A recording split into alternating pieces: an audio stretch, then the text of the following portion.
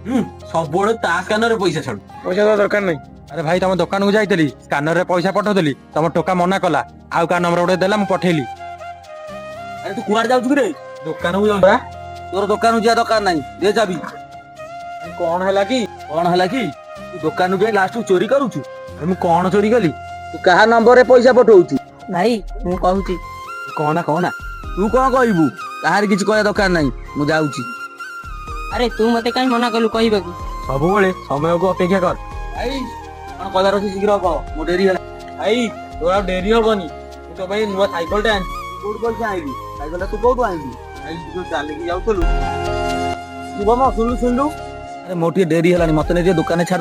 ଡେରି ହେଲାଣି, ତୁ ତ ଗାଡି ସାଇକେଲ କିଣିବୁ ନା, ମୁଁ ତ ଠିକା ନେଇ ଛାଡି।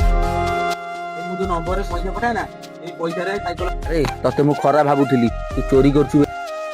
ଭଗବାନଙ୍କୁ ଡାକୁଛି ତୋରି ଭଳିଆ ଭାଇ ସମସ୍ତଙ୍କୁ ମିଳୁ।